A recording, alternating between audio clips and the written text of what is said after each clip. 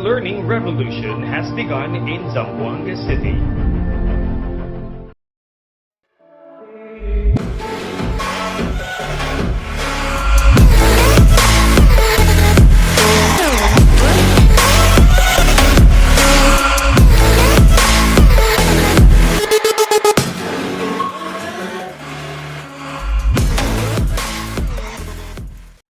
Good morning! Assalamualaikum! Buenos dias! Magandang umaga sa lahat! Ako si Teacher Rana, ang inyong guro sa ika-6 na baitang sa Paaralang Sentral ng Talon-Talon. Mga bata, samahan niyo ako ngayong araw na ito at tayo'y maglalakbay sa ating kasaysayan. Ngunit, bago tayo tumungo sa leksyon ngayong araw na ito, subukin muna nating kilalanin ang mga tauhan sa larawang ipapakita ko. Kilala nyo ba kung sino ito? Magaling! Ito ay si Emilio Aguinaldo.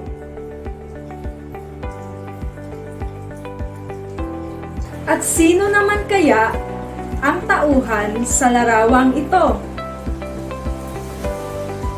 Ang husay, yan ay si Gregorio del Pilar. Ngayon, pamilyar ba kayo sa mukhang ito? Ang galing! Yan ay si Miguel Malvar.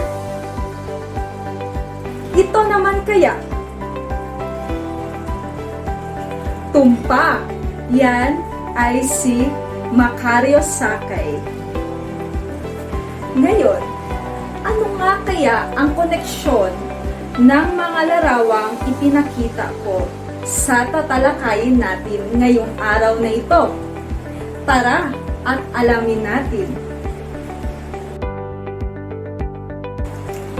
Mithiin ng bawat Pilipino ang mamuhay ng tahimik at malaya.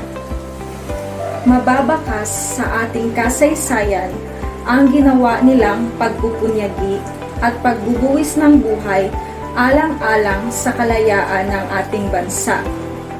At narito ang iilan sa kanila. Si Emilio Aguinaldo ay ipinagmamalaki ng Cavite. Pinamunuan niya ang Cavite at ang Pilipinas laban sa mga Espanyol.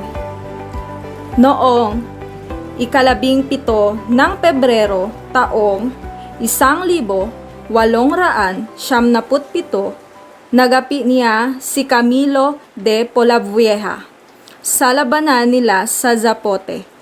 Nang mamatay si Bonifacio, pinamunuan niya ang pamahalaang revolusyonaryo hanggang ipinahayag niya ang kalayaan ng Pilipinas noong Hunyo, ika-12 taong 1878.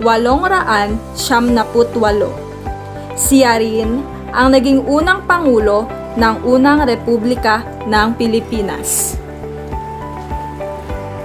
Si Gregorio del Pilar ay isa sa mga pinakabatang general sa kasaysayan ng revolusyon. Pinamunuan niya ang revolusyong puwersa sa mga lalawigan ng Nueva Ecija at Bulacan.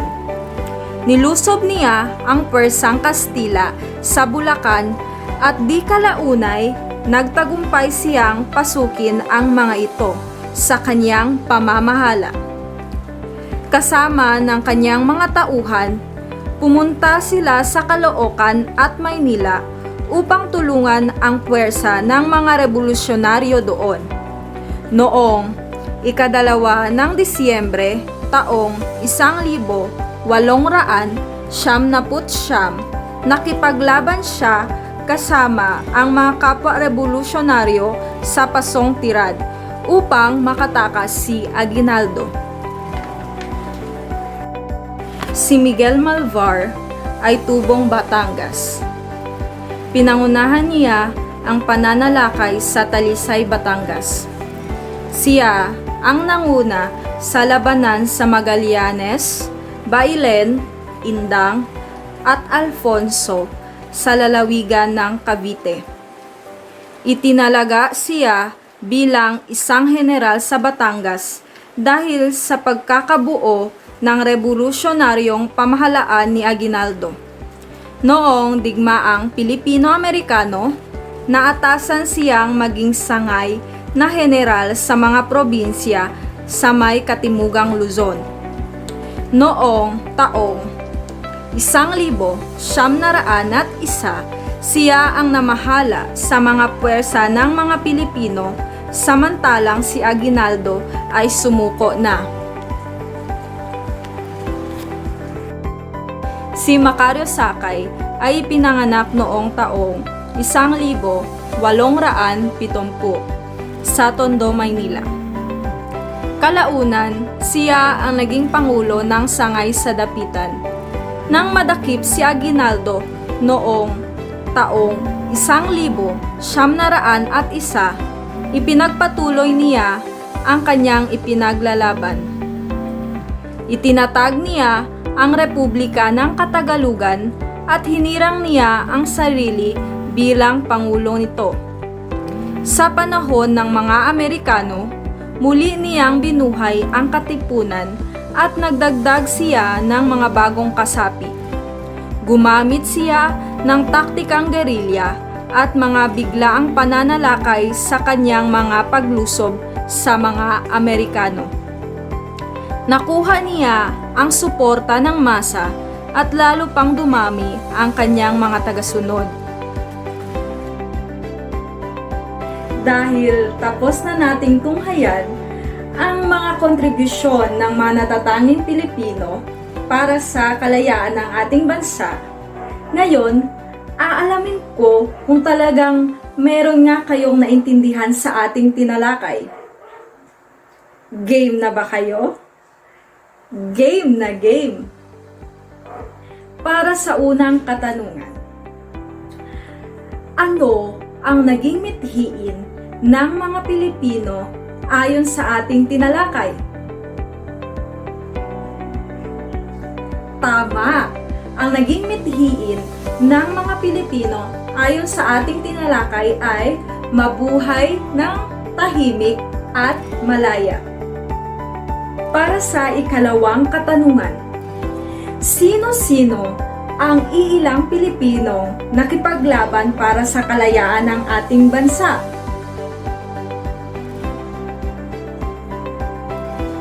Ang galing! Ito ay sina Emilio Aguinaldo, Macario Sakay, Gregorio del Pilar, at Miguel Malvar. Ngayon naman, susubukin ko ang inyong kaalaman sa matematika.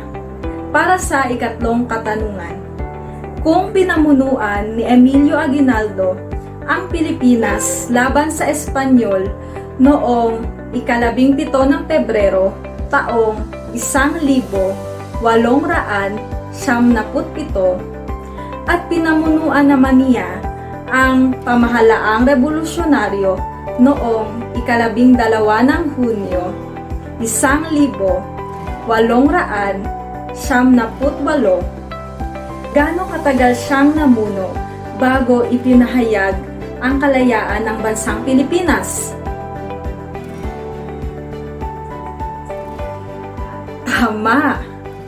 Ito ay tumagal ng 1 taon, 3 buwan, at 15 araw. Dahil nasagot nyo ng tama ang 3 katanungang aking hinihanda, ngayon, meron akong ipapakita isang graphic organizer.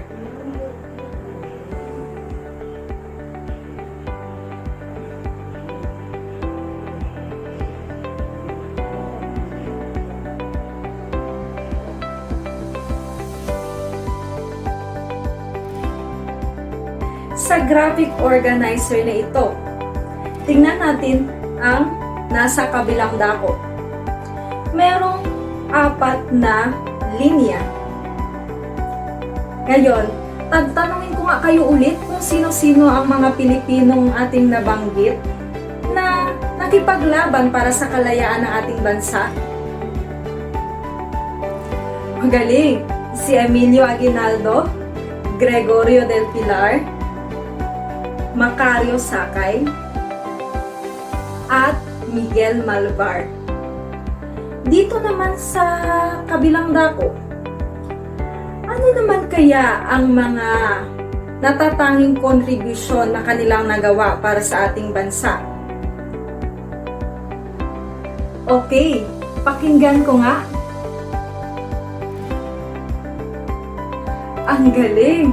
Tama, ito ay ang mga sumusunod. Emilio Aguinaldo, siya ang nagpahayag ng kalayaan ng Pilipinas noong 12 ng Hunyo, taong 1899. Gregorio del Pilar, siya ang pinakabatang general na nagtanggol sa Pasong Tirad. Miguel Malvar, siya ang nanguna sa labanan ng Magallanes, Bailen, Indang, Alfonso sa lalawigan ng Cavite. Macario Sakay, siya ang nagtatag ng pamahalaang Katagalugan. Walang pagdududa at naintindihan nyo talaga ang ating leksyon ngayong araw na ito. Kaya ngayon, bibigyan ko na kayo ng pagsusulit. Panuto. Basahin ng mabuti ang bawat item. Isulat ang titik ng tamang sagot sapat lang bago ang bilang. Para sa unang bilang. Bakit mahalagang pag-aralan ang mga kontribusyon ng mga natatanging Pilipinong nakipaglaban para sa kalayaan? Para sa letrang A, upang mabigyang halaga ang mga tao sa likod ng mga pagpupunyagi na makamit ang kalayaan. Sa letrang B, para matukoy kung ano ang kanilang nagawa para sa mga mamamayan at bayan. Sa letrang C, dahil ito ang gustong gawin ng sambayanang Pilipino. At sa letrang D, upang hindi tayo mapag-iwan ng ibang bansa. Sa unang bilang, ang tamang sagot ay letrang A. Para sa ikalawang bilang, ano ang kahalagahan sa naging kontribusyon ni Emilio Aguinaldo sa mga Pilipino? Para sa letrang A, siya ang naging bayani ng Pilipinas at marami ang nagmamahal sa kanya. Letrang B, dahil sa kanyang pamumuno hanggang sa ipahayag niya ang kalayaan ng Pilipinas. Letrang C, dahil siya ay isang magiting at matapang na general. Letrang D, siya ang pinakabatang pinuno na lumaban sa mga Espanyol sa Pasong Tirad. Ikalawang bilang, ang tamang sagot ay letrang D. Para sa ikatlong bilang, base sa mga larawan ng mga natatanging Pilipino na inyong makikita sa ibaba, paano mo bibigyang halaga ang kanilang mga naging kontribusyon? Para sa letrang A, gagayahin ang kani-kanilang mga gawi sa pang-araw-araw na buhay. Sa letrang B, pag-aaralan ang kani-kanilang pamumuhay at gawain nang sa gayon ay akin itong may babahagi sa mga susunod na henerasyon. Letrang C, magpatayo ng mga monumento para maalala ang kanilang kadakilaan. Letrang D, iguhit sa pader ng aming tahanan ang mga bawat larawan. Para sa ikatlong bilang, ang tamang sagot ay letrang B. Ikaapat na bilang. Ang mga sumusunod na pahayag ay nagpapakita ng pagpapahalaga sa mga kontribusyon ng mga natatanging Pilipino maliban sa isa. Alin dito? Sa pamamagitan ng patlang, Para sa letrang A, mga teksto at pagbabahagi ng mga kaalaman sa mga kaibigan. Letrang B, pagguhit ng kanilang mga larawan. Letrang C, pagbisita sa mga museo at pag-selfie upang mapaskil sa social media. Letrang D, pagbibigay galang sa bawat kontribusyon. Para sa ika-4 na bilang, ang tamang sagot ay letrang C.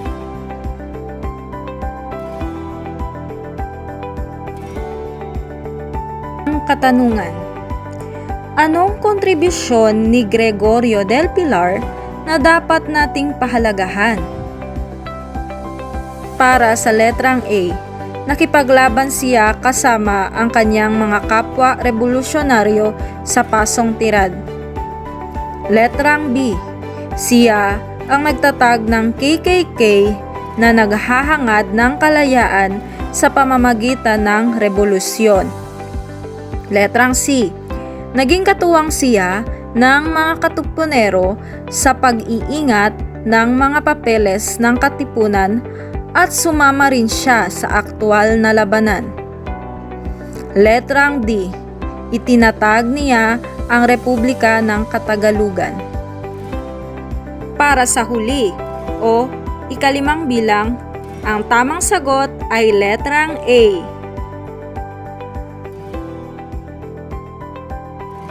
Ang galing-galing nyo naman mga bata! Palakpakan naman natin ang ating mga sarili.